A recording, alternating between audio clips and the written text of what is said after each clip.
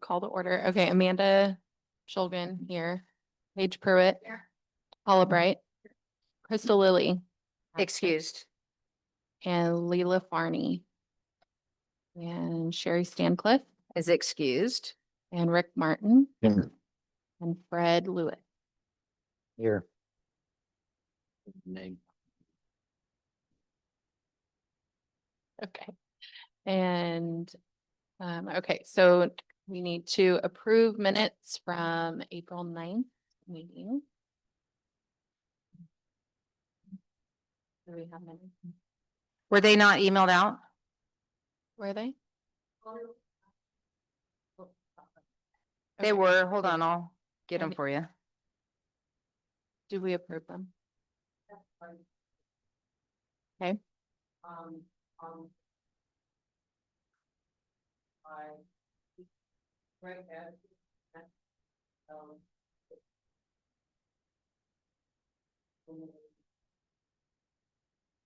Okay, that's easy.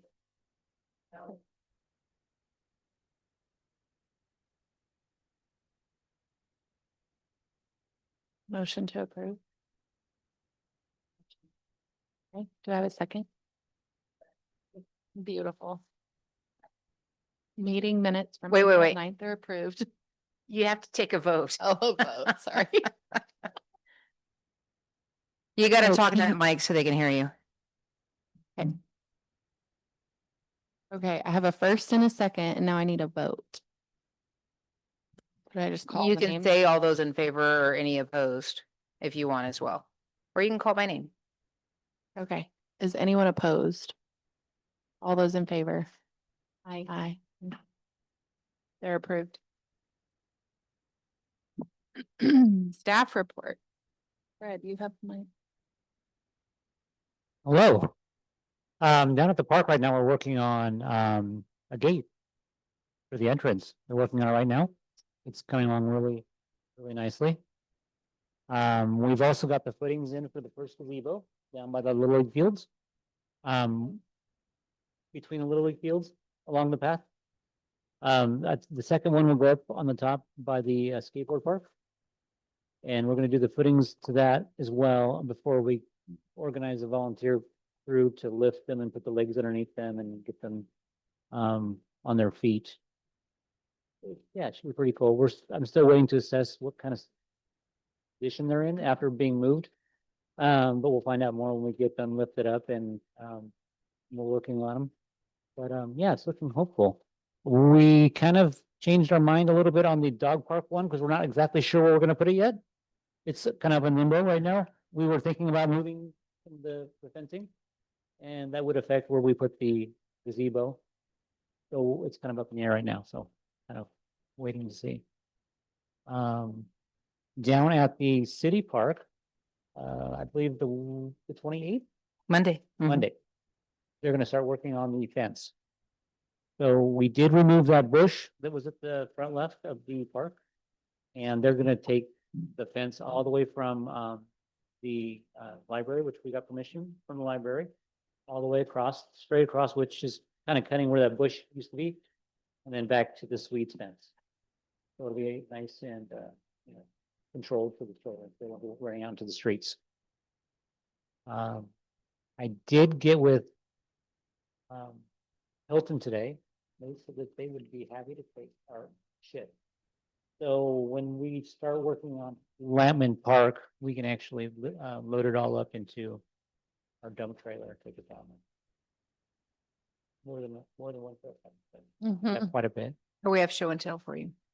So that's where the bush used to be. We got it all cleaned out. Our first phase was to go down there and with the chainsaw and clean it all up. Second phase was to go down there with a weed eater and another chainsaw. And then lastly, we went through with the skid steer and we just scraped the ground and cleaned it all up, raked it and hauled it all away. So now it's clean and ready to go. Yeah. Cool. Eventually, we'll put some seed down. Yeah, we're gonna have to adjust the sprinklers too, because right now some of them are kind of wonky. We've got a couple that are, I think, even going out in the street. which is probably something we don't need to do. Beyond that, we are rehabilitating the outhouses down by the picnic area in the sports park. We've got them cleaned out. We've replaced the rotten wood and the vents. And we're priming them right now. And then the next step is we're gonna paint them. We're gonna paint them the same color as the other restroom. Yeah, it's like I think it's called a cedar green on the outside, then it's like a light green on the inside. So it shouldn't be cohesive with the other one. And eventually, when we start tackling on the boat ramp one, we'll paint in the same color as well. When we get that second one for the ADA, that kind of thing, we'll have the same color. Right now, we did paint the other one down by the boat ramp on the inside. It had a bunch of graffiti, some nasty things inside there. So we did paint the inside, to match the other one. So it's a light green. And of course, somebody's already tagged it. But yeah, and the outside looks fine. It's the dark green still, but there's no tagging or graffiti or anything like that. So it's something I'm just kind of waiting and seeing. Down by the beach area, Ricky Martin was gracious enough to help us out with the excavator and the forest mulcher. And he spent some time down there just going crazy. So when we walked down there last time, those of us who walked all the way to the back, remember the grass was like waist high all the way back. So he actually made a path all the way back where we used to drive, as wide as a vehicle. And then that whole back area is all clear now. He even started going up in the hill with the forest mulcher. So that's awesome. It gave us a good head start. Beyond that, Fire District 3 has volunteered to help us out too. They were actually supposed to help us this week, but because we needed our excavator for our water project this week, we kind of postponed things. But he's going to take this is Eric. What's Eric's last name? Henman? Fire District 3. Anyway, he has a crew, including himself, that can go through there. And they're going to start down where basically if Cavanagh were to go down to the river, down to the bottom of Cavanagh and come this direction towards the bridge. He's going to do even more along the bank of that hill, as much as the excavator can reach with the forest mulcher. Keeping in mind, we don't want to take it too extreme because we have erosion to worry about. There's a, yeah. Yeah.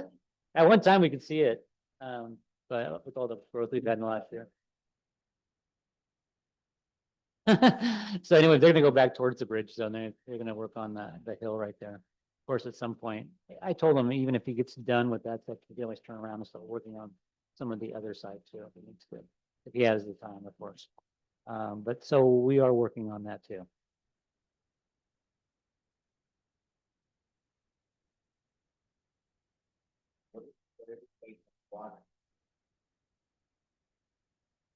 Well, the shade part, the shade is on the other side of the river. It means on the south side in this direction, but I believe it was the 25 feet, 75. 75? 75 feet, With the exception of blackberries, correct. anything that's Or that big. invasive like the grapes, even though they're native, but they're invasive still. So yeah, it's not really pretty. It'd be along. Eric is hard to, he's our work, yeah. He said he likes to do that too, because it's either that or he has to sit in an office and do reports and make plans and things like that. So he prefers the work out in the field. We did a lot of the city right of ways. It's the CWRR grant, State Fire Marshal. But Beach Park and, we were also going to be looking at along the bike path. Just kind of starting from the treatment plant, going towards the intake and making the older one. We're waiting on the last fall one still to hear if this federal grant still goes through. If it doesn't, then we kick that one into gear and go through there ourselves. But otherwise, it still has a potential of being matching for the federal grant that fire. But.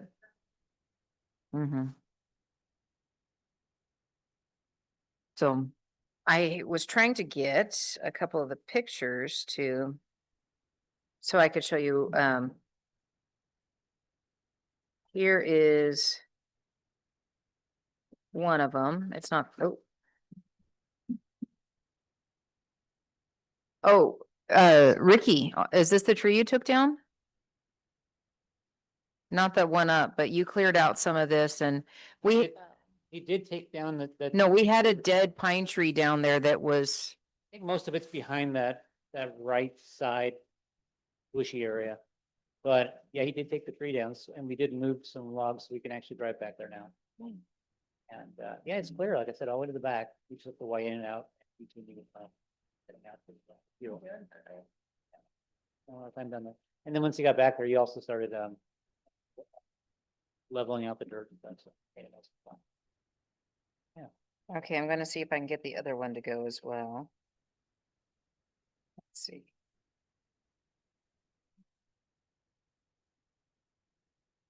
Ooh, not that. Just a second.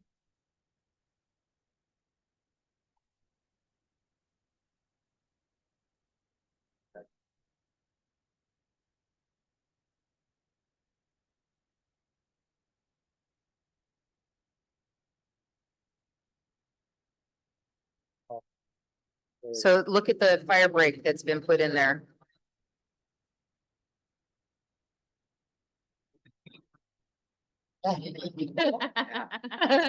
He's having a lot of fun with it.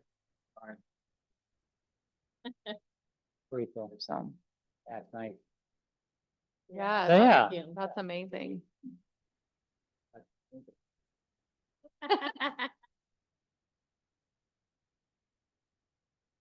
Greg is still working on it. you gotta get back on that mic. Greg is still working on the irrigation system, between projects, because he's got a lot going on, I guess. I text him from time to time to see where he's at. Have you ever seen such green weeds before, though? I know. So it's late July and we still have green in the park. That's pretty good. I don't even mind mowing it because last year I felt guilty mowing because there was a lot of gold. And I had to wait till like after a thunderstorm or something when it was Yeah. cool or wet. And now it's wet and it's green and I can mow and I don't feel like I'm gonna be arrested or anything like that. Feels pretty cool. Yeah, it's nice. You know what I'm most happy about is when I drive home, I don't see 10-foot weeds on that corner that ODOT is supposed to. Oh, take yeah. care of. You guys just took care of it right when they finished growing and now it's just beautiful. That's so good, isn't it? Yeah, Yeah, that's a good point. When it's you, amazing. especially when you're walking on the bike path, you can Yeah. actually see the river from. Can't see the river when you're driving either, Yeah, when they're pretty tall. cool. Yeah, so thank you. That reminds me, there's that tree that fell over on the bike Mhm. path. Yeah. Probably all saw it was hit by a vehicle.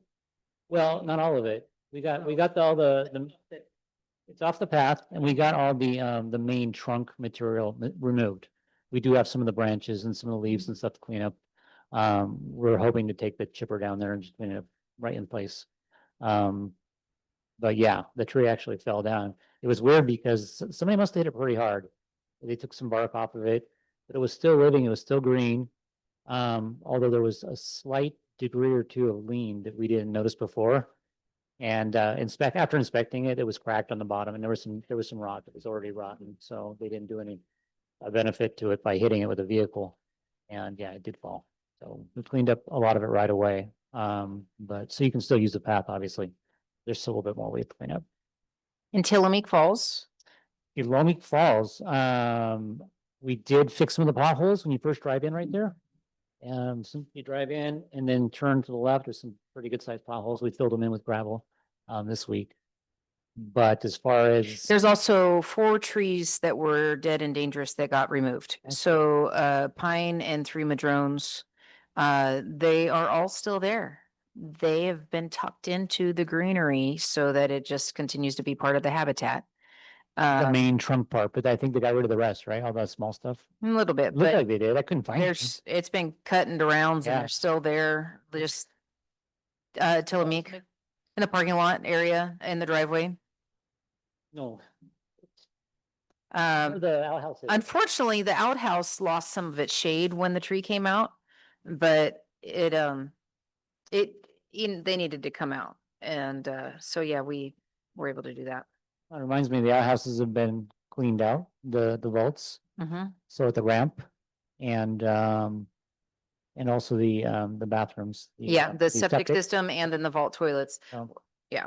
Yeah, and we've added water to the boat ramp one and a deodorizer type thing that, That breaks down the. yeah, breaks solid. down, yeah, and deodorizes type thing too. So we didn't use that last year. Just water. We added, was that 1,000 gallons? What was it? No, eight, Yeah, we added 400 gallons of water to the 1,000-gallon tank. the boat ramp. Not the septic, The boat the ramp actual is the vault house. toilet. So So, they clean it out clean, like they vacuum everything out of it. And unless we put water back in, it becomes pretty Right. bad So that helps. quickly. So the water keeps the smell and the solids down, then you add the stuff to it to help break it down. But as long as the water stays above the solids, it helps keep the smell in check. Hope so, yeah. But the suggestion from the septic company is, so I've gotten some pushback. I've really appreciated some feedback from some of the outfitters about the needs down in that area. And when I mentioned that, the Oregon Marine Board suggested we move the vault toilet closer to the river, everyone was like, no. But it was suggested when I had it looked at by the septic company, that we can actually, there's enough capacity in that tank that we could put two at that same location. So we can make it ADA. We can add a second one. We just have to cut another hole in the lid kind of thing and have another structure over it.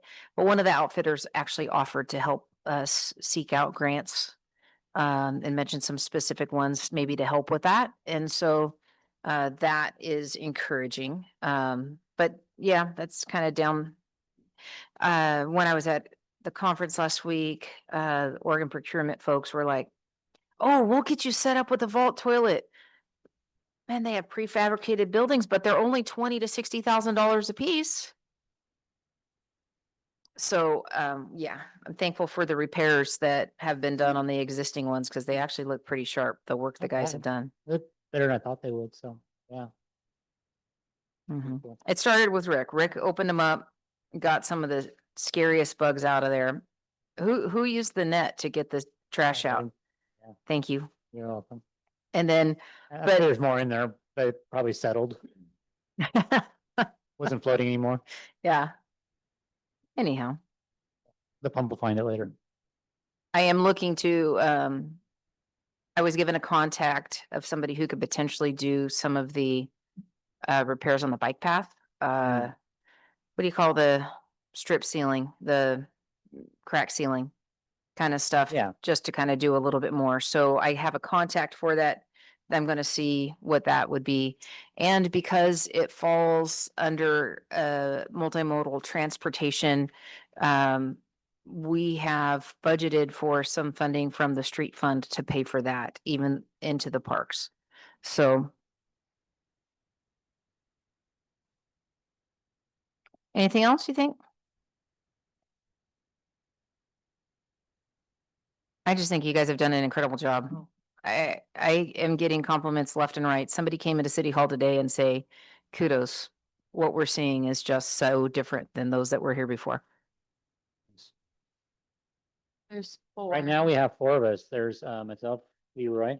We have Aiden, who's a 19-year-old firefighter. Student firefighter, Student firefighter. And we have Eric, who's a teacher's aide in the Grants Pass School District. Three Rivers, yep, Grants Pass area.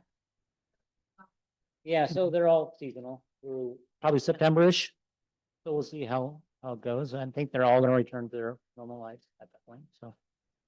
We'll see what happens at that point. Well, thank you for being at the head of that crew. Yes. And organizing day by day and Thank you. thank you for letting him lead them and do all the things. 'cause It's a joint effort, it's- believe me. No, it's been- a huge difference from last year Good. and previous.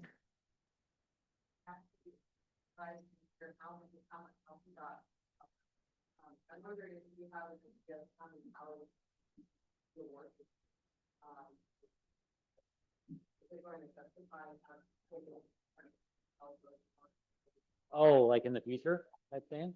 I don't know. I actually took to the budget committee and it was approved and adopted by the council to have that summer help. We budgeted for $30,000 to cover 3 positions full-time. They don't have benefits, so it's just straight wages. They're not high wages, but it is very appreciated. There've been flexibility in, you know, they, 2 of them are firefighters on the side and so have gotten called out for fires and this and that. And so it's not necessarily been that we've had 4 full-time every week. But it has certainly made a difference. Not park related. If you leave tonight, take a look at the shop. You'll see a new person-sized door on the side of it for the first time in 70 years. And that's pretty encouraging.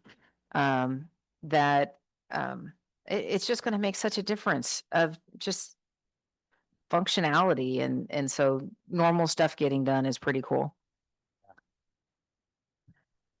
It's really heartwarming during fire season and the vegetation seems to be actually managed this year in the parks versus just going wild, so.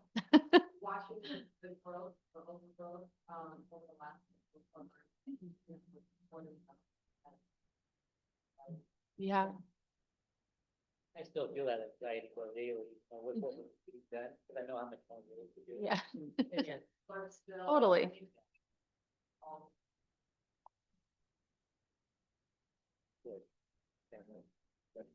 You guys just got to get on those mics.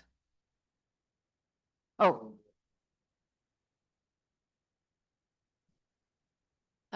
My knowledge was Fred wanted them there. we're For people keeping them that- there. I'd like. Driving I- on the I like grass. them because they do stop people from driving into the grass. Are they perfect? No. If we need firewood, go after the ones that just got cut at Tillameek. No. We even. True, yeah. And if we had to move them, we could move them. If we talked about using them at Lampman Park, just to. Yeah, have more or stop people from driving into the grass and dropping off chip and all kinds of things. So we're flexible, but we don't have a definite plan right now. At one point, we had someone who wanted them, wanted to carve stuff out of them, and I told him he can take them home and do that, and then he started carving them at the park. And I'm like, what are you doing? And then he finally disappeared. So I think he's done.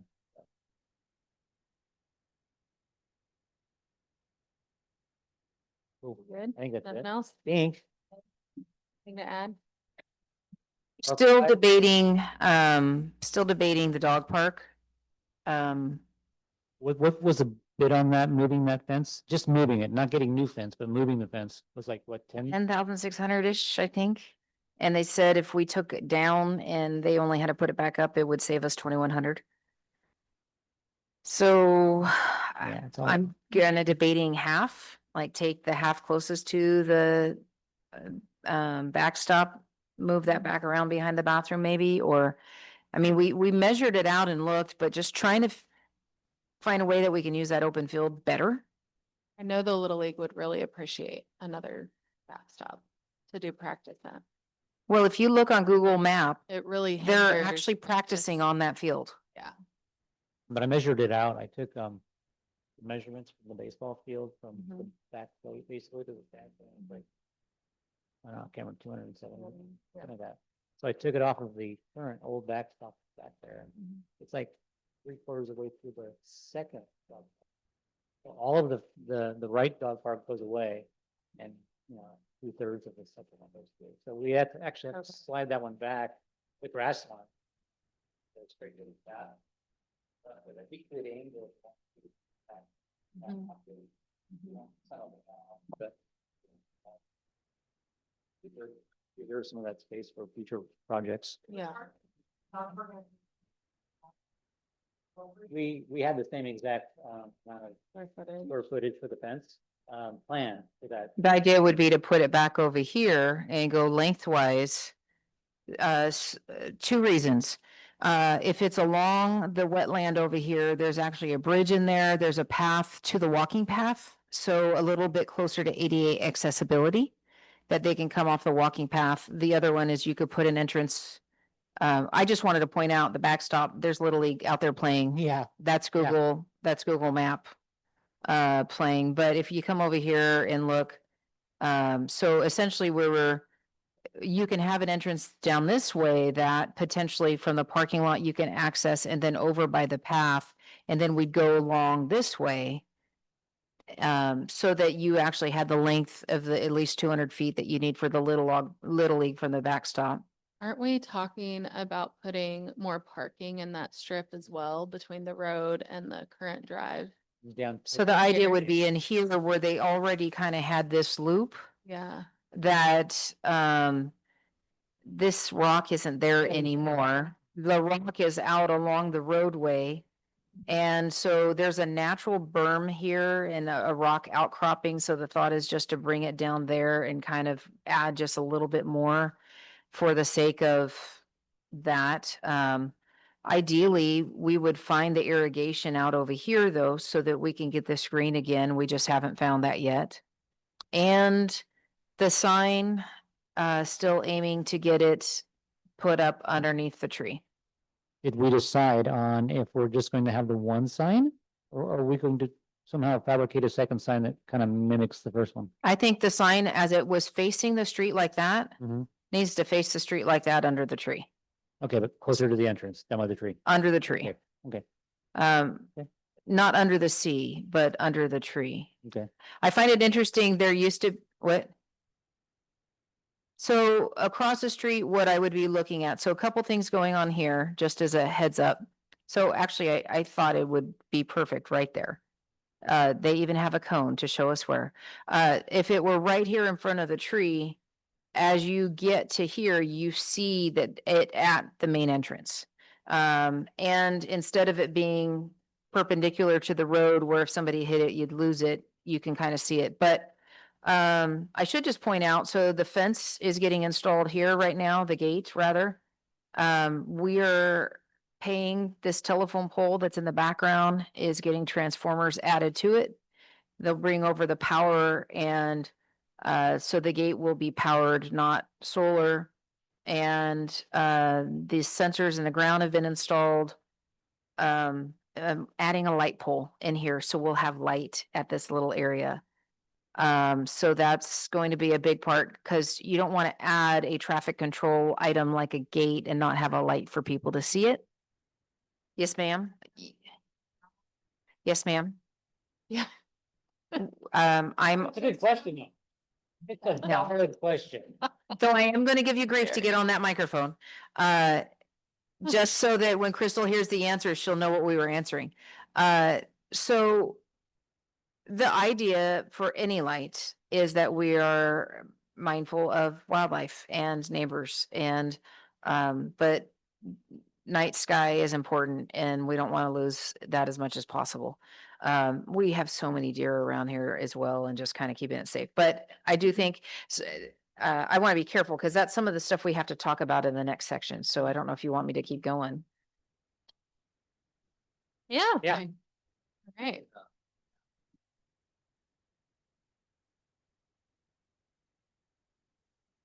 What? Dog park fencing. Oh, fencing. So Rick, my thought on the dog park right now is people still use it every day. So if we did it in sections, if we were to go to it and take the right section down first and then can go set it up, then there's a spot that people can use while we then go to the next one and figure out how to reconfigure. That might not be the cheapest way. But I think it would be the way that will give us the best opportunity to utilize it and still keep people safe. Dogs are in our park nonstop and having a safe place for people to interact. So that's kind of, I was out there today looking at it. And, oh, one other thing now we've had a couple people look at the bathroom door about fixing it. But I actually had a door company look at it today. And so they're gonna get us a quote on an updated frame and door. Although Leroy did a good job of bracing it up. It's actually been locked. Locked inside. It's now locking, That's the but- shed. He locked That's the inside. shed. Not the bathroom. Inside something. Yeah, he got locked. I didn't even, I'd get out of there and I didn't have my phone up. The shed, yeah. So. Fred With no, saved him. with no cell phone signal, and it's hot outside. I No, had he was heard sweating. about this. Yeah, I bet. Oh, he. Oh, he Yesterday. came home, he's like, yeah, he's It was like, an adventure at thankfully work. Fred saved you. Did you know about that, Lily? No. Wasn't it yesterday? Okay, we're gonna talk after we're not recording a thank meeting. Okay, so we're Okay. gonna move on to committee considerations, right? Yes. You ready for Yes. that? Okay, park hours. So, all right. One of the things that's really, the guys have been doing a good job of taking down some of the signs that are unreadable. We're gonna be working on, I'm gonna combine the next two, the park signs and the park hours. Cause in my mind, they were kind of related. So as this new gate is getting put in there, it's gonna be set on the timer of what the park hours are. So right now, that's closed 10 p.m. to 5 a.m. There is gonna be a keypad on the outside. Law enforcement, fire are gonna have access to be able to get in there in case of an emergency. There's sensors on the inside, so if somebody's inside and needs to get out, they will be able to get out, which is important. Until we get the signage in place, until we have everything in place, it's gonna be locked open. Because I don't feel comfortable of locking it and people not knowing why it's being locked. I want to make sure we have the appropriate signs in place. But then that goes back to the conversation of what are the appropriate park hours. I have no problem with the hours at 10 p.m. to 5 a.m. in the dead of summer. In the dead of winter, when it's dark at 5, being open till 10 p.m. invites trouble. And so I do think at some point it'd be nice for us to agree on something. What I'd like to do, unless you guys object, is take an ordinance to the council over the parks portion and actually just state that recommending to the council to remove park hours from the municipal code entirely and replace it with this language that says park hours will be set by resolution. And that way the council can amend it by resolution a lot easier than an ordinance that has to go through a first reading, a second reading and posting, and there's a lot of other things that change more regularly in the municipal code that you update the language to say will be addressed by resolution so that it can be amended as you need. Uniform fee schedules, different other things like that. You want rules, the council rules, those are adopted by resolution, not an ordinance. But right now, that's what happened before. The council tried to change the park hours with a resolution, but it's in our code that can only be changed by an ordinance. So we've reverted back to what the code says, which is 10 p.m. to 5 a.m. And we know that with the gates, with the proper signage, with a clear understanding of the rules, then the sheriff's office is able to assist us. And so anyhow, I wanted to bring that back to you, that first off, I think the first thing is to take it to the council and say, can we eliminate the hours from the code and say that they will be adopted by resolution? And that gives us time to say, okay, are we going to agree on a recommendation to the council? If not, if the group can't agree, then I'll take something to them eventually. I mean, but I want us to agree on something. And we're kind of divided and split, but we need something that makes sense to season and time of year. And with the idea that foot traffic is always accessible, vehicle traffic is limited. And by the gate, and the gate is only at the main entrance. And we don't want to limit those that are the commercial activities or private parties that are going to fish and put in a drift boat or the rafting in the summertime. So keeping all those things in mind, but in the wintertime, what makes sense? And I know that when we said it's dusk to dawn, because that's what the resolution said it was supposed to be, how do you define it? And getting feedback from other places. So I wanted to revisit with you guys, and I thought the best course of action would be to start with having the council, if they would consider taking it out of the code so it'd be easier to adjust as needed. And And then also making a recommendation on time that we could bring a resolution to the council that they could adopt. This is what the rules are. Any thoughts? I like dusk to dawn. The thing I don't like about it is the generation that seems to be very prevalent at the hours that we don't want them in there are not gonna. I think we need to be more black and white and cut and dry, and that's what my 8 hours. feedback has been from law enforcement friends is they have more kind of power with, no, it blatantly says 10 p.m.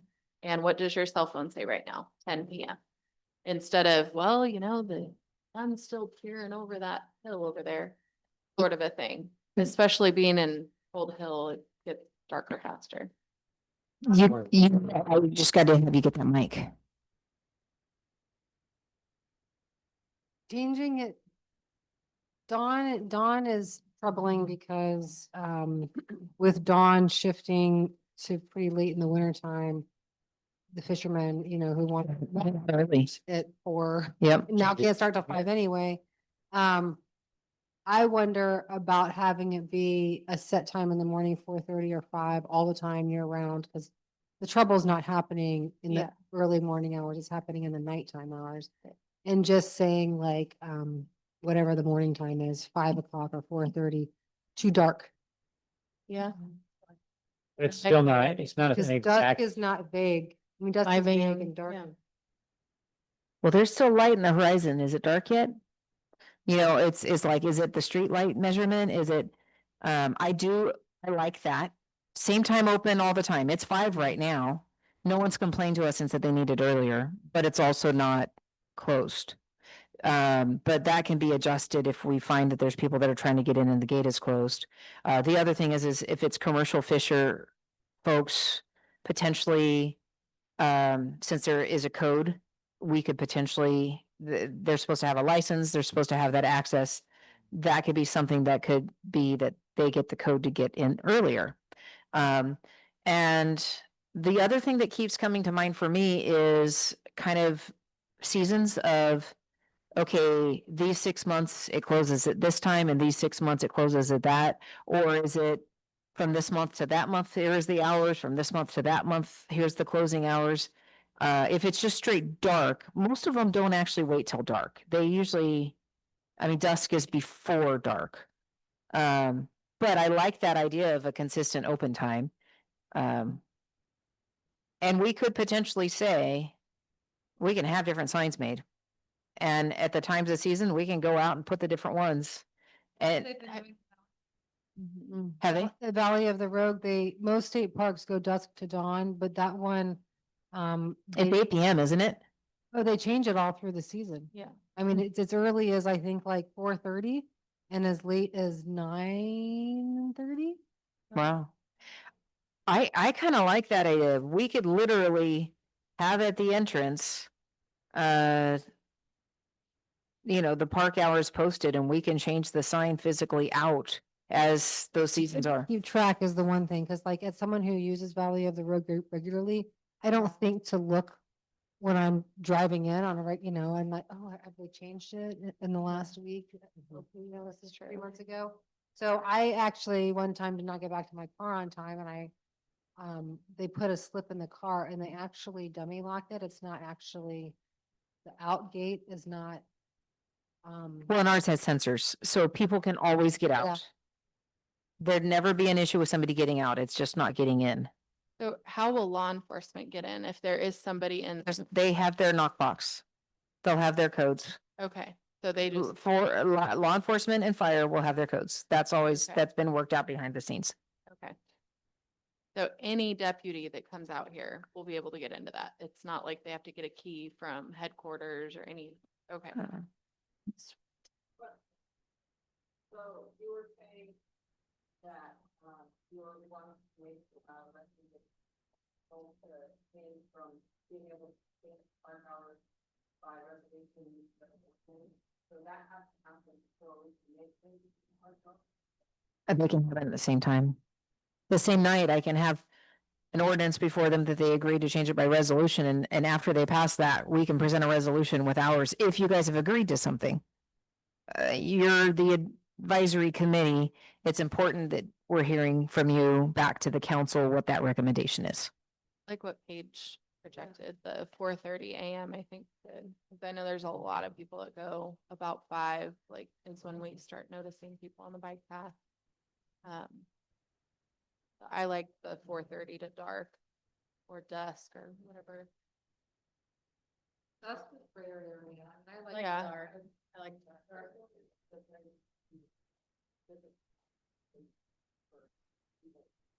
Yep. Yep. Society.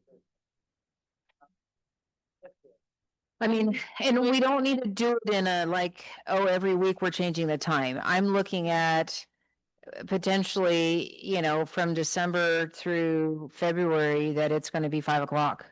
It's dark.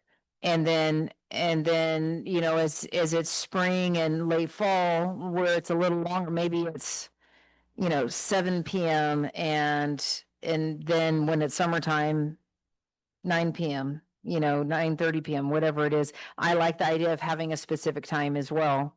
And I think the time of year can dictate when is dark. Okay, then for this month, we're going to be roughly around that time. It might be a little early, might be a little late on the dark, but it would be close to that time. And we kind of in the Four Seasons kind of thing, kind of take it as a potentially, it would be my recommendation. So we're not reinventing the wheel. Why don't, can someone call Valley of the Rogue Park and just ask them what their hour schedule is? Do we want to be as strict as them? Just use it as a guideline? I mean, I don't think they're any more strict than what you're talking about doing. Well, if they close as early as 4:30. I don't know. That's in the dead of winter. I think they like to close it a half an hour before dark.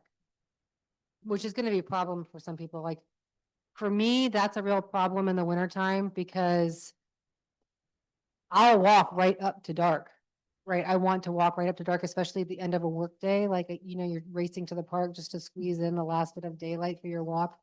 And it's a bummer because it didn't used to be that way.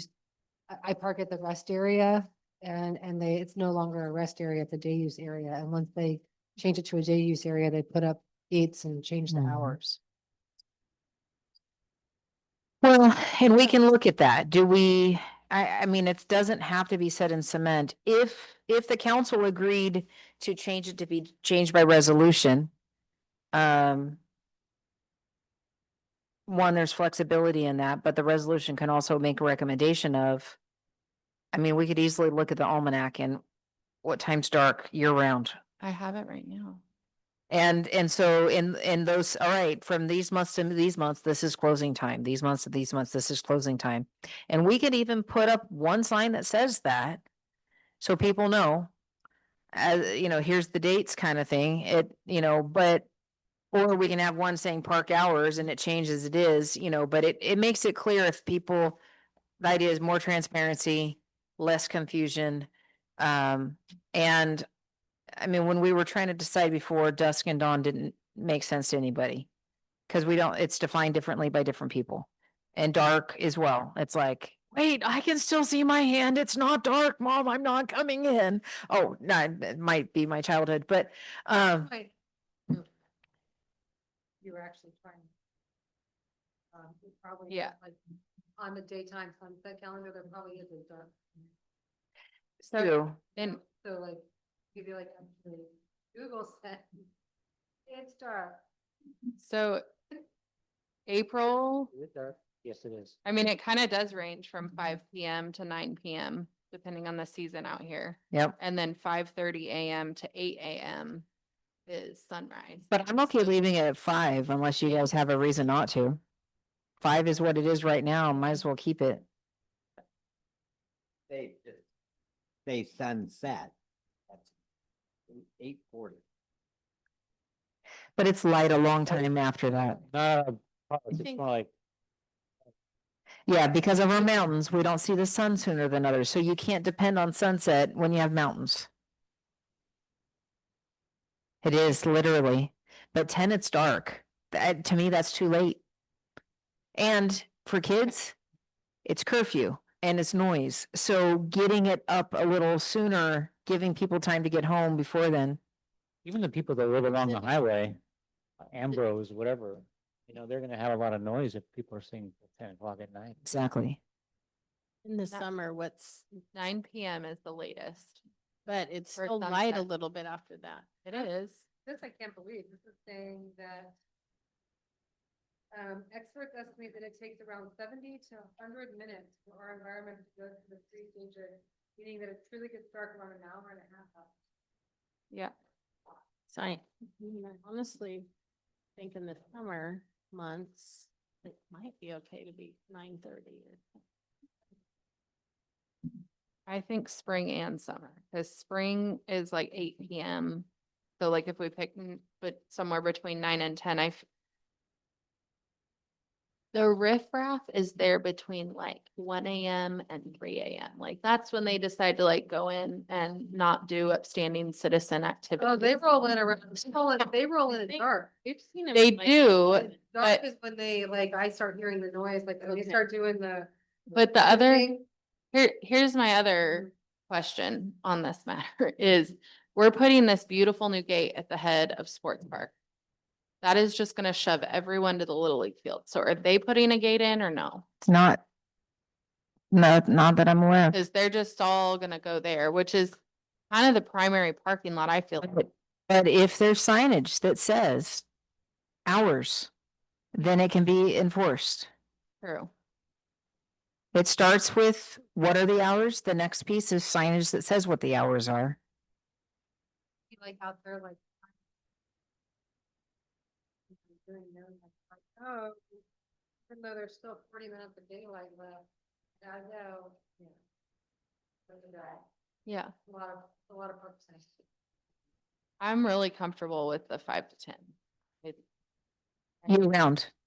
Not year round. That's I all think like I, a 6-month thing, like a spring and summer, like 5 to 10, and then we do a fall and winter. so if it's November, December, January, February, March, Maybe or do we even do October? October is getting dark. Yeah. so like time change to time change maybe in one set of time. Oh, I'm gonna recommend October to March and April to September. Okay, Yeah. April to September and then December. Okay, So what, 6 p.m.? 6 p.m. and 10 p.m. as the two options? winter, 6 p.m. winter and hour. 5 a.m. It'll be dark though. I mean, it's gonna be at 8 a.m. in December is when it starts getting light, And what time is it dark? 5 p.m. I mean, we could say that. We can say we close at 5 p.m. October to March, but if we say 6 p.m., But I like, Yeah, it's not even getting dark. well, that's why I said originally the 4 seasons, not just the 6 months. is that, I tried pulling up their website and their hours on it.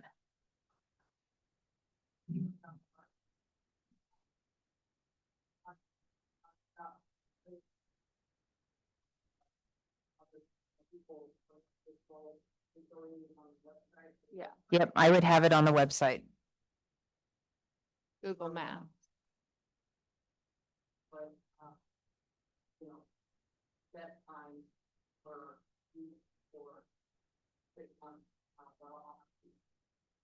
Does the city of Gold Hill own or do they have control over the Google Earth thing at Sports Park?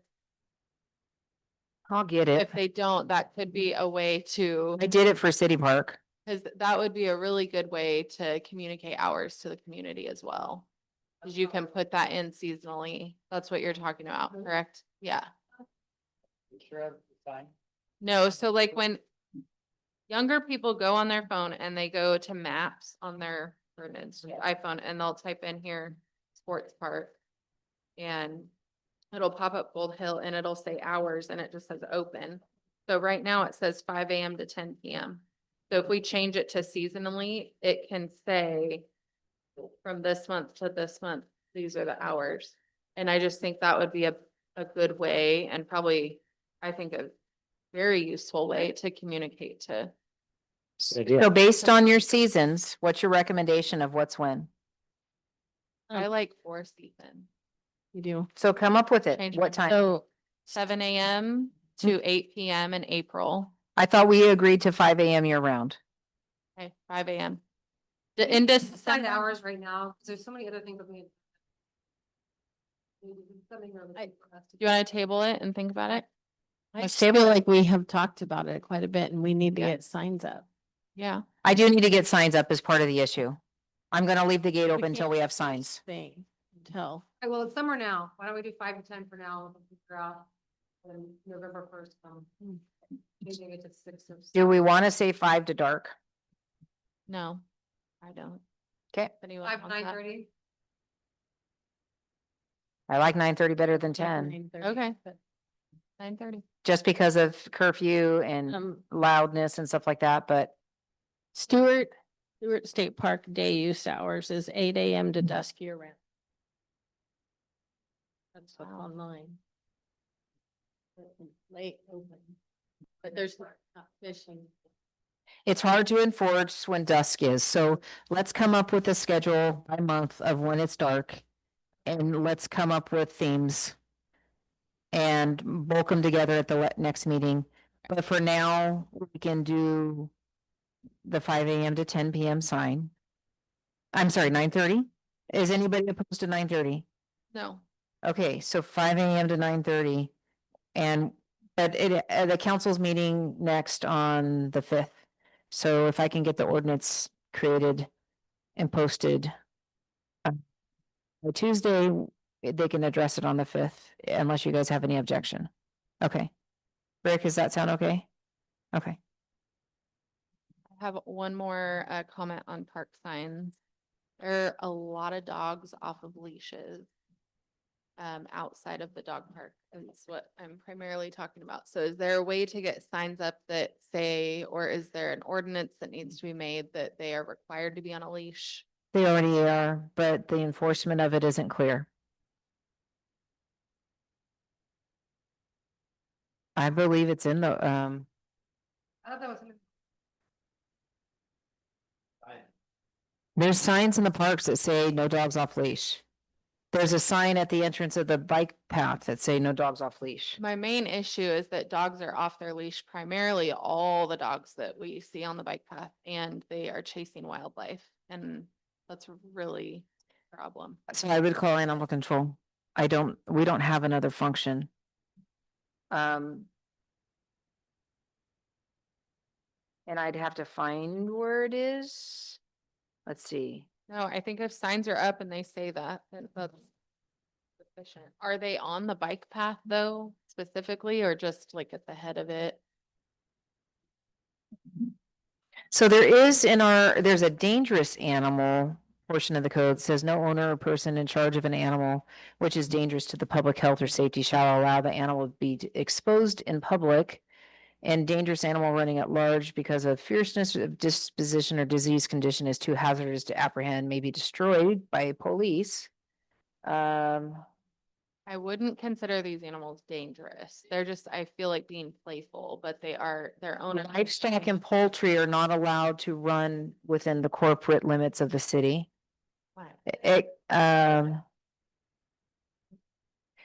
Here's an interesting one. Except household pets, no owner or person shall allow a domestic animal, including livestock and poultry, to be in any city park or on a sidewalk. So the lady who wanted our paths for the horses is not allowed per the code.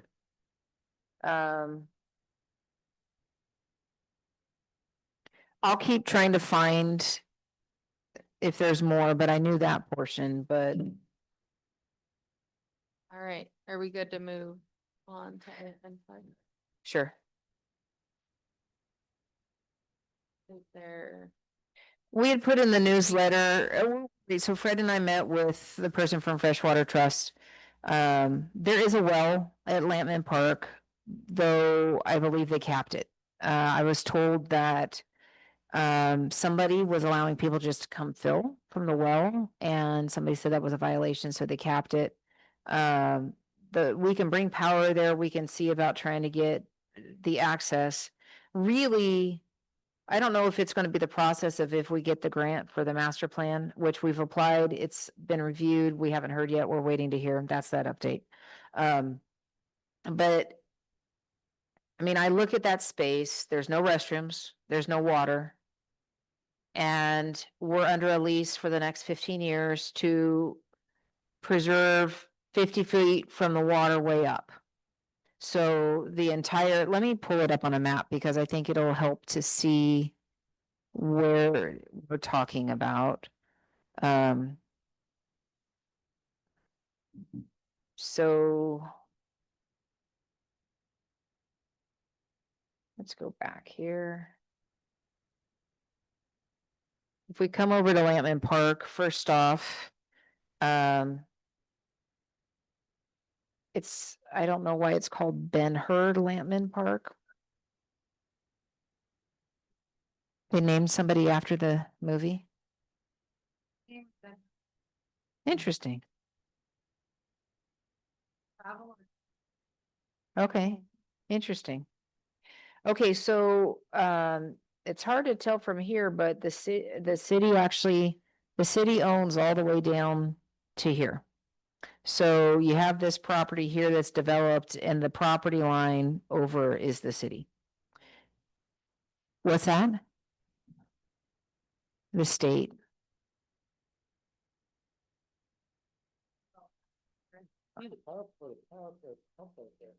This is, yeah, so you see the power pole? I think, is that where it is? And here is the, let's see if we can see it. Can we see it from the road?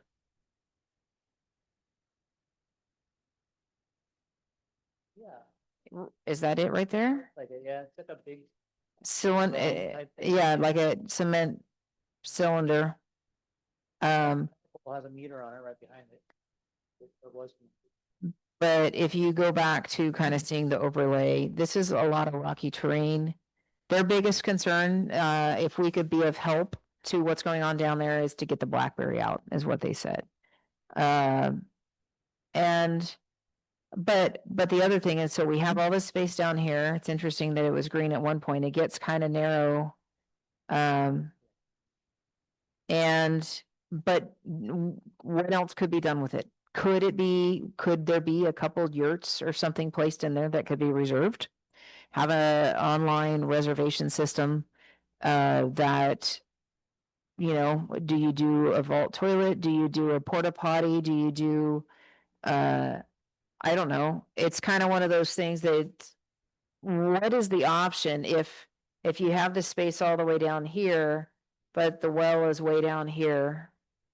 The entrance to the park is here with the parking in here. If I did find the paperwork about us obtaining it, if we were to convert it for anything other than recreation purposes, or if we no longer wanted it, the state does have a reverter clause that it goes back to the state.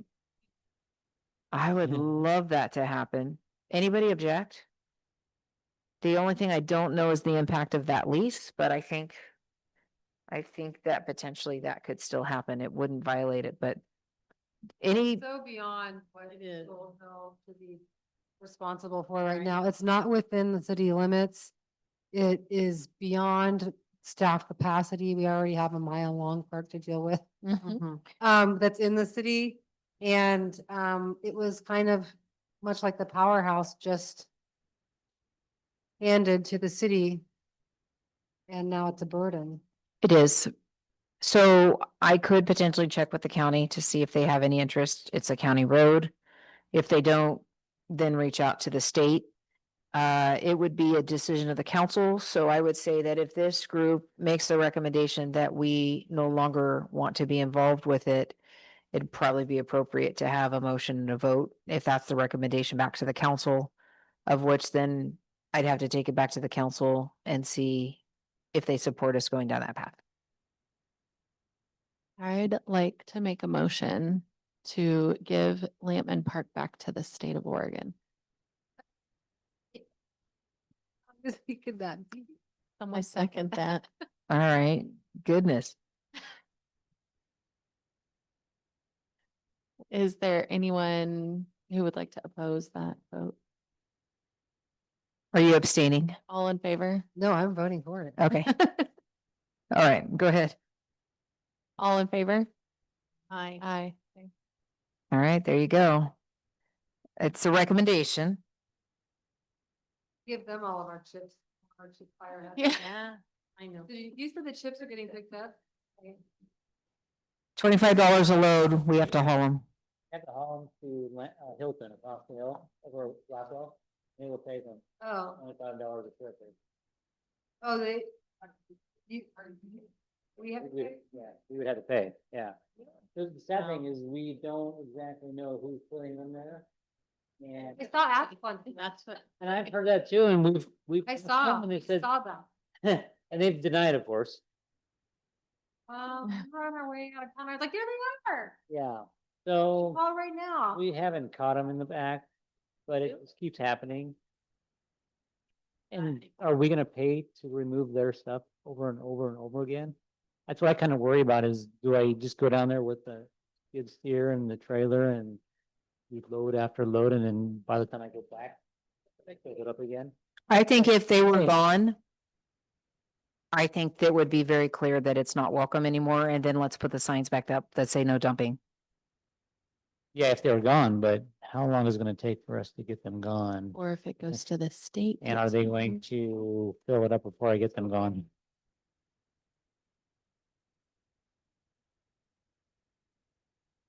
Definitely not. You'd be on the- I like what we just voted. That'd be great. Yeah, I hope they, No problem. Okay, boat ramp. it is a burden. I love the boat ramp. We enforce the commercial license, though we haven't really gone after it. It's kind of at the time that I probably should put a staff person down there and just have somebody stand there from morning to night one day and check everybody that's coming in, ask for their pass. If they don't have it, say, sorry, you gotta leave. If you still insist, what company are you with? You need to pay. And or if we want volunteers to stand there one day and we'll put them in a City of Gold Hill shirt and start going down that path, but Sorry, Leroy Bright has extensive resume experience on parking at the Jackson County Fair and being the shoulder. So I think you could put him down there and I think they'd all listen. your mic's not working. It is not.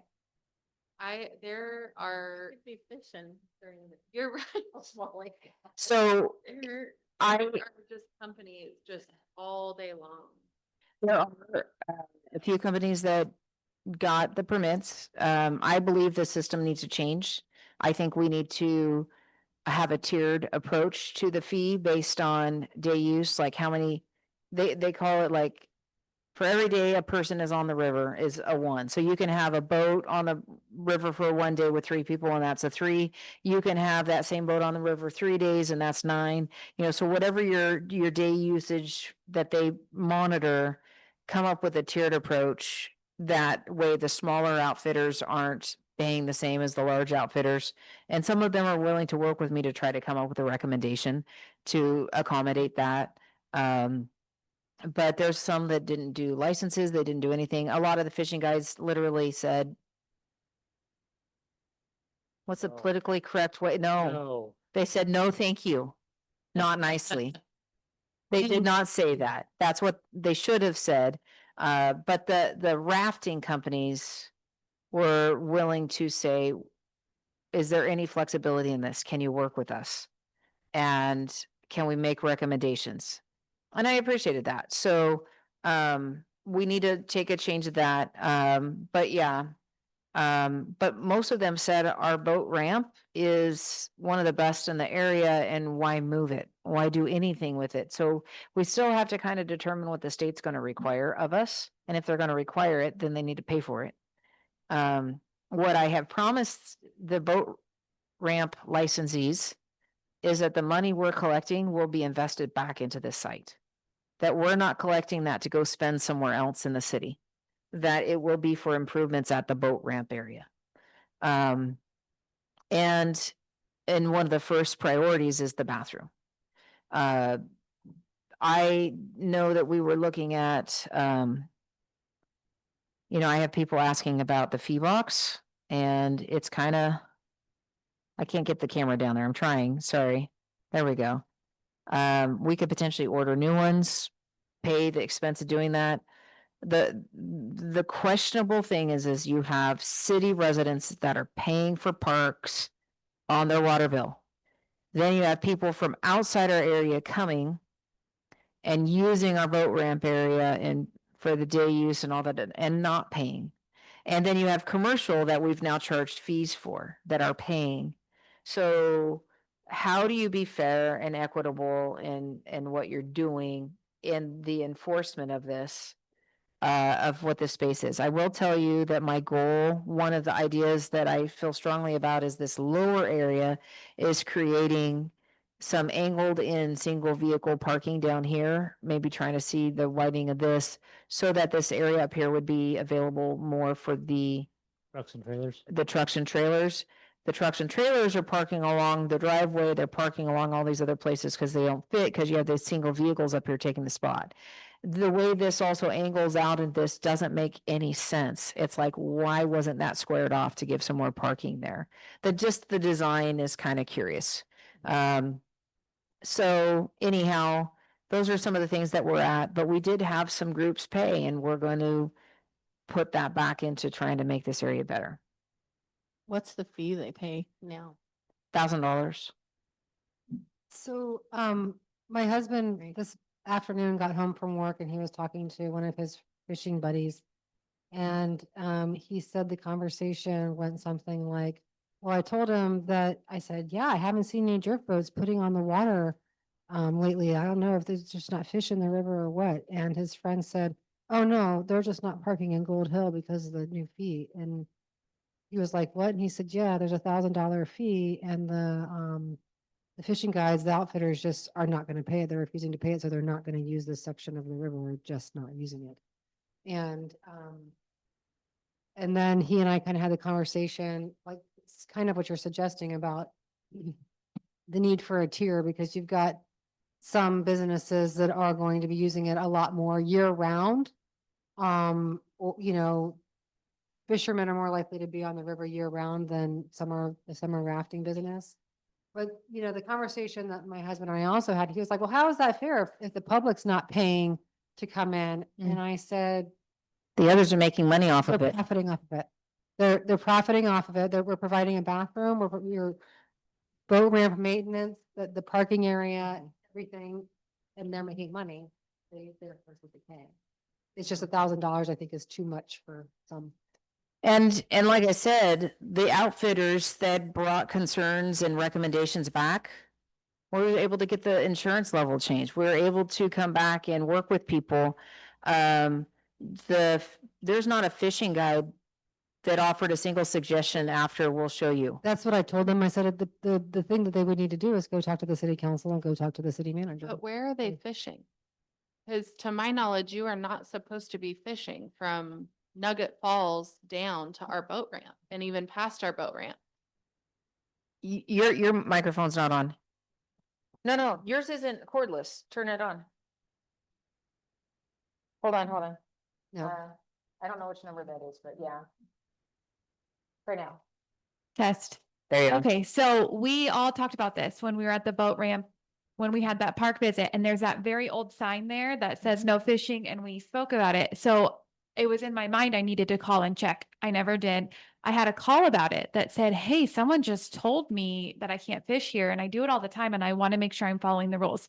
So I actually called ODFW, and on their website, it's listed that it is closed from Gold Hill Boat Ramp Yep. to Gold Hill Water Intake. You are never allowed to fish there. Just so everybody knows, that sign is real. And there's one in Tillamook Falls. I let them know that the signs were old and they would be worth replacing because people here want to follow the rules.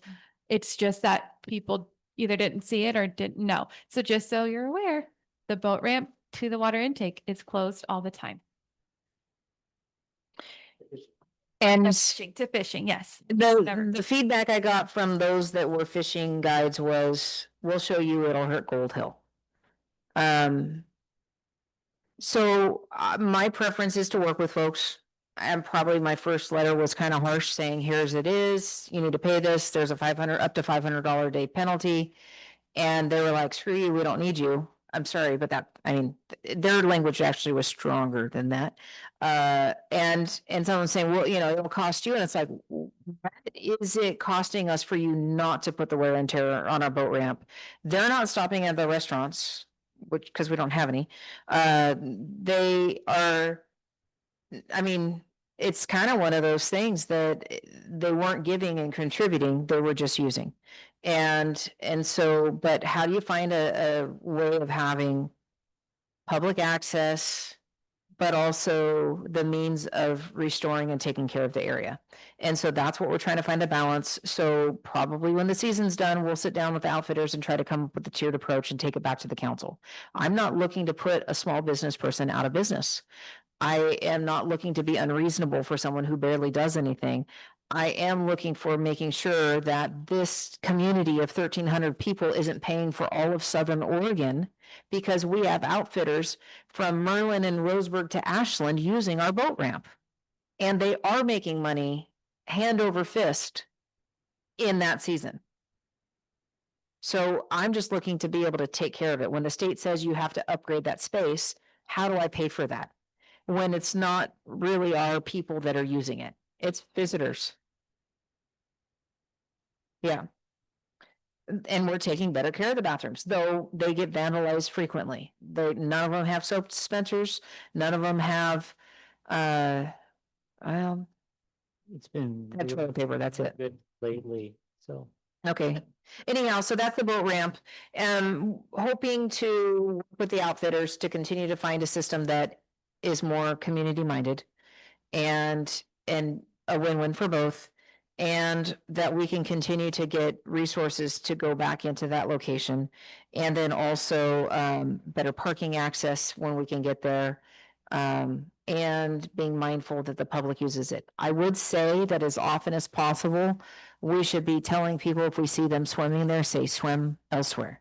Go upstream, go downstream, find a swim hole that doesn't have the boats and the vehicular going in there. I will tell you, I have not dealt with the water trucks yet this summer. And I do still need to circle back with BLM about a partnership with that if they're drawing from there. No, I know. I'm saying though, they still have the right to go there, and I still think that they should be contributing towards the maintenance cost as well. And I have a meeting tomorrow with Regional Solutions and some other state agencies about how this state agency gives permission that costs us something that this state agency has, we have to fix, and this state agency says something else, and how can we all be on the same page and make sure we're taking care of the area? Okay, that's the boat ramp stuff. Our house cleanup. That'll be quick. They're just finalizing. The next step is still getting financing. They had to go through all these public hearings and they finally finalized the results, and we're kind of pausing at this moment. But I mean, gosh, how many months ago did I say they had the report, the tentative one, and they just finalized it this month. So yeah, that's kind of, I kind of feel like that needs to go into the master plan too. But we need to figure out, because we need to know how much money to raise based on the plan that comes up for the area. The first goal that we deal with anything in there will be trying to mitigate the blackberry bushes. And just trying to make sure that we're keeping it clean until we have the funding to do whatever we're going to do to restore or demolish or whatever the plan is. So that's that one. Committee resolution, Nathan. We have talked about in the past, having, I had it up and then I restarted the computer, so let me see if I can find it real quick. The resolution that created the Parks Committee was in 2020, and it's very curious that it says you all serve for one term. And I'd emailed it to give you a chance to kind of be looking at it in advance. But I think it would be worth this group or even a subgroup of this group, if they want to volunteer, to see if we want to make some recommended, if they want to do a small group, like a couple volunteers to take it on, that can bring it back to this committee to make a recommendation and the whole vote on it and then send it to the council. Or if you guys just want to handle it as a whole. But right now it says membership will be 7 members. That 2 can live outside the city limits. Members shall be registered voters. So if any of you are not registered voters, you have to leave. Just kidding. But that's what it says. We'll check that. It's none of my business if you vote, though I encourage it, but it's none of my business. And that the term is for 1 year. And so this is an area that we've talked about. Should the makeup be representative of areas? Should it be a matter of if they're in the city or not? Can there be, I just think there's an opportunity that this could maybe be improved upon. And it would be good for this group to weigh in on that and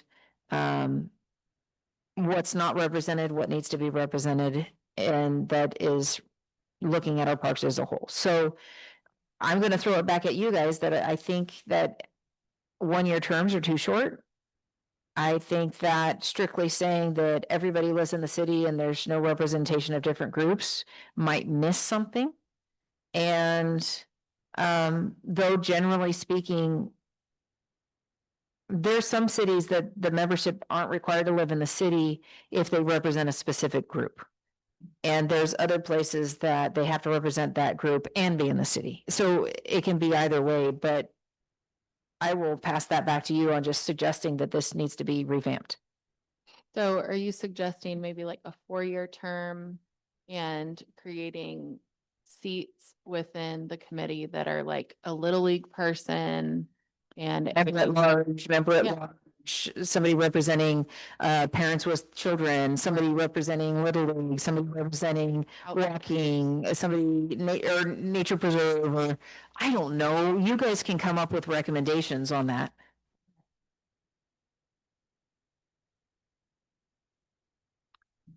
For the then require that there will be a makeup of, in our small community, different qualities, I mean, is it ideal to describe that, you know, everybody that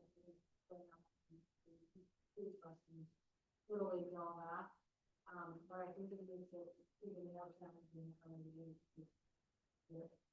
My thought on it had been that it could potentially open up that not just people in the city could be a part if they were representing a demographic. But I don't have the answer in my head on this one. I've just seen what some other places have done. And I think the council would look to us to make a recommendation. And yes, we have 2 open seats for residents. But we have plenty of people outside the city that are interested in being a part of it, that use our parks and, part of it. So how do we find a balance there? How do we be mindful and have a considerate recommendation to the council was the idea. Would anybody want to, 1 or 2 people want to take it on, or do you want to do it as a whole? What do you recommend? I mean, I think it definitely needs to be changed. I don't mind being part of a group that wants to do that, or if we want to do it as a whole. I'd like to have some more people in our group. You might have to steal someone's. You're talking about Okay, all right, all right. Do you guys have any input? Like, do you think it should be the whole committee making changes, or you want it to? just be a small group, or- You guys are gonna bring it back to the group anyhow. I wouldn't take something to the council off of that small group. I would say, let's bring it back to the whole. So we can say the Parks Committee made this recommendation. So, and I would say no more than 2 people because then you have a quorum. But you can maybe have a volunteer of a council person or a staff person. and if they're maybe willing. Stepping back if someone else wants to do that with Leila. Nobody jump. What I'm willing to do with this, project for volunteers, if you already have like information from other parks and rec committees, what I'm gonna do is out, look for information like that from other parks and activities. And how their advisory committees or their committees are formed, what kind of rules that they have. And, to see if there's anything that is like common or, standard across the board that we would consider. I can work on getting that consolidated for you because I'm on a listserv of other cities that I can send something out and get it.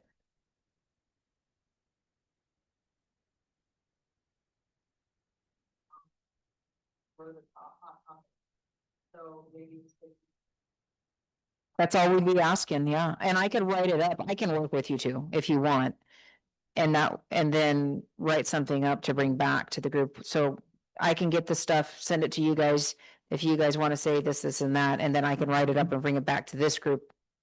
The recommendation if you want. Do you think we can get that done in a month? Okay, so we'll plan on having that prepared for y'all. Meeting. Okay. Okay, so now, The master plan's gonna be quick. Okay. I even almost gave it. We applied, it was reviewed, we amended, they reviewed, we're waiting to hear. and walkabout discussion. The only thing we haven't done, which we kind of talked on. Does anyone have anything that we walked and talked about that you'd like to add in? I feel like we kind of hit the hot things that we talked about during those. When we amended it, like, we didn't do Lampman as a whole, Yeah. but Fred and I did it, and I don't think you guys would want to. We drove down there. Yeah. We could not figure out any use. The only thought I agree with had with Paige. Lampman was a boondocking RV. thing. Yeah. There's a park that, a city that had a park in Texas and they just had, like electrical hookups. And then some of them didn't even have electrical hookups. And you would just, those people that do the cross-country thing, they could go and they could stay for a maximum of 2 nights. And you would pay $10, which is dirt cheap for an RV site. And that's the only thing, but there's nothing to do there. So, I mean, yeah, You yeah, can't enjoy the river. Yeah. I agree. Yep. Okay, we could put a bridge across the river down. Shh, that's the last master plan, right? Yeah, I No, there was 2 bridges. think they could walk to our restaurants. That could be a No. zip line. The zip tents line. and the, Nope, honey. Or Okay, buy things in our shop. okay, does anyone have anything to add on the walkabout? No, no? I will add that I think it was beneficial. Well, you were the first one though. Yeah. Yeah. And I think both were beneficial. So the first one, we were able to walk through and spend the time in the sports park. And the second one, we started at City Park, walked down to Beach Park. It was much shorter. It was very short. It wasn't 3 hours long. You guys got ripped off. I bought the popsicles, you just didn't get them. You've gotten them all, Fred. They're in the freezer. You. I had you. But were there any standouts of any of the parks of things that I heard on the walk? Folks talking about the dog park should be moved. That's something I heard. I don't think, The other area, I mean, I don't know if this is too detached from the main part of Sports Park, but could the dog park go to the grass area down by the water intake? There's that huge area that has nothing in it down by Tillamook Falls. That whole, well, I know, that's what I just, it is technically a part of the sports park. it's a, It's not green, no one. It's a outhouse at Tillamook.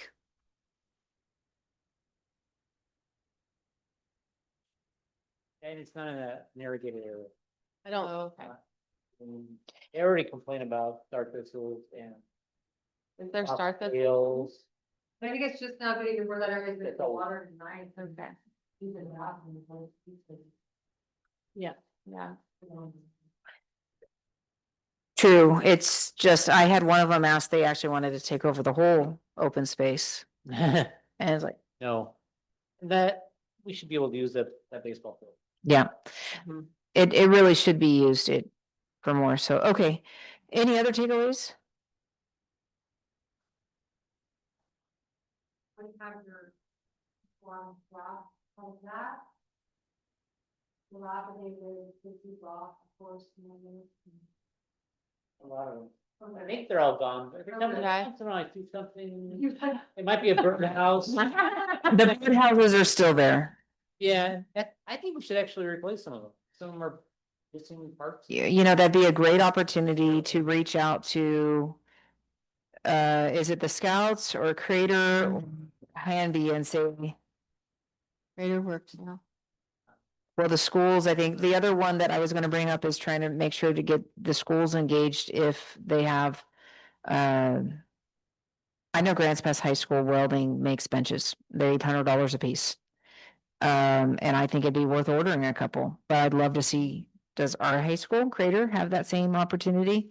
Or RCC, that they can make a bench in a school year for us or something? Like, the other question that came up is there's not really any bike racks in the park, and it'd be nice to have some bike racks. So,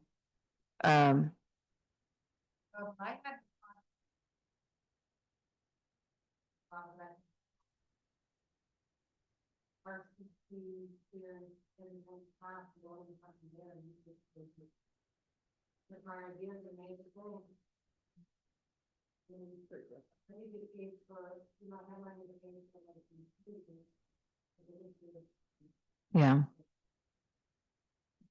All right, well, those are some of the ideas there. Hamby has a wood shop. They could do birdhouses maybe. I think that would be cool. That'd be cool of Hanby. Oh, and we're trying, yeah. We're trying to get the water fountain fixed down at the sports park on the side of the bathroom. It's Oh, been, Nice. yeah, There's a drinking on fountain. the right inside, there's a fountain on the side on the wall, and it's been vandalized, of course, and it's just turned off right now. If we were to turn it on, you'd see water coming from the bottom of it, just like a fountain. And the button doesn't work, and then the thing on the top, it directs the water towards, the middle of the. I'd like to Broke. see us add the little dog bottom water bowl. Wouldn't it? They have them in something. But it's like a drink, you come in up top at the top and down below it. Cool. We were. The gate, the new gate that's connected to the power have now the capability of having Wi-Fi cameras.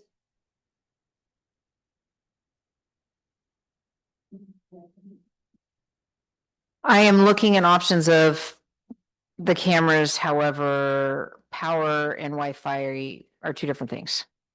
I would love to see some kind of, we talk about accounting for fees and everything, some kind of maybe app or something like that, that we could do. Mhm. You know what I'm talking about? So the potential is to try to put like a Wi-Fi hotspot there that we could then have a scan and pay for parking down at the boat ramp, or the cameras that have the ability to keep the video in the cloud versus on site. Some of our other cameras got stolen. Yeah, we put up a camera and someone stole the camera. Trail cam. So we thought about putting a trail cam on the trail cam. So we could- It seemed like a big kind of loop. I was like, I don't know. No. Right around the ladder out there. Yeah, exactly. I think we talked about it, at least you and I did at one time, about the bark underneath the play structure at the park. Do we want to keep bark there forever, or do we want to do something more like Central Point did with their? Oh, yeah, that was Twin one of the Creeks. conversations that came about in the walkabout. So a couple things, when you have the rubber mat stuff that's down, it gets really hot. It's a little bit more ADA accessible, so I think my feeling on that is we need to use bark until the master plan gives us more direction with playground and material and stuff like that.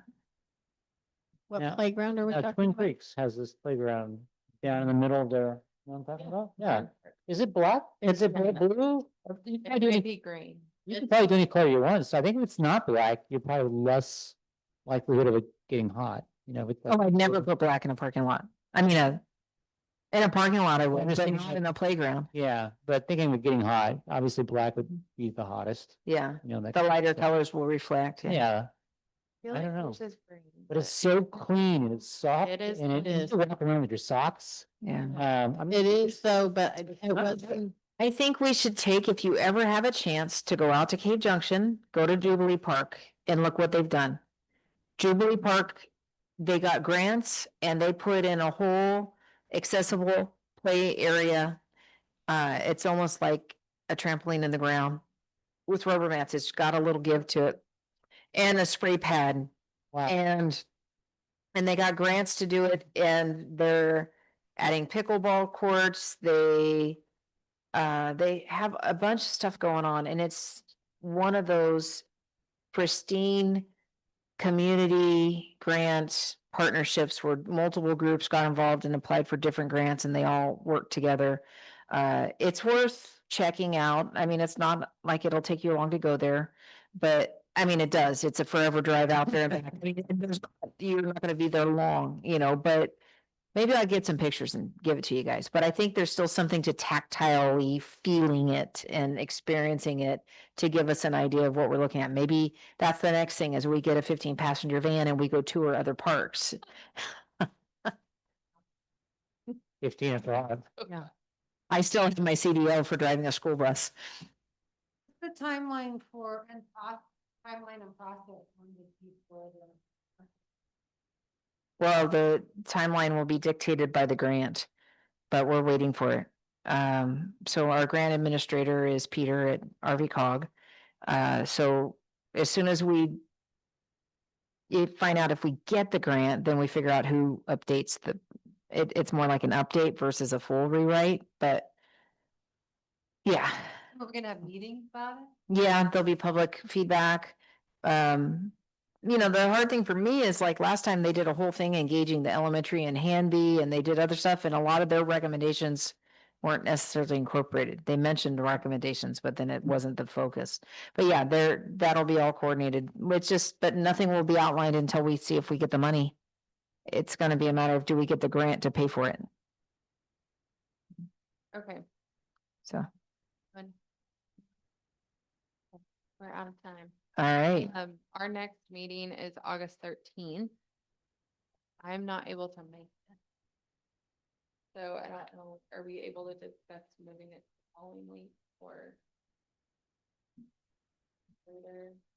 Oh. Okay, well, do you mind leading that meeting then? Sure. I'm gonna be camping. Yeah, the following week is a planning commission meeting, so So do you mind? September. It's up to y'all. I'll send an email out. How's that? Meeting adjourned.